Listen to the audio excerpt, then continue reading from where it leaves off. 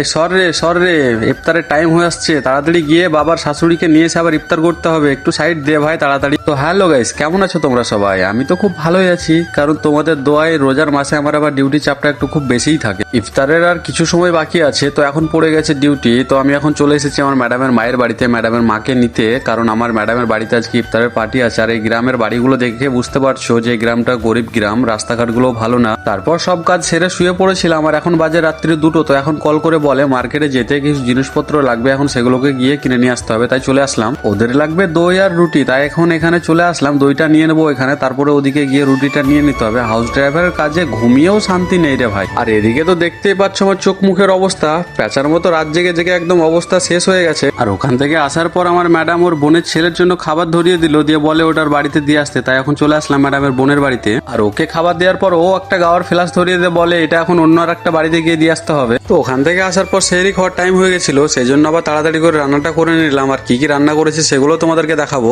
আমি রান্না করেছিলাম আজকে বাঙালির খাবার। বাঙালির খাবার হচ্ছে ডাল, আলু ভর্তা, ডিম, এগুলোই হচ্ছে আমাদের প্রিয় খাবার। তো ভালো থাকো তোমরা সবাই, দেখা হচ্ছে আবার নতুন কোনো ব্লগে।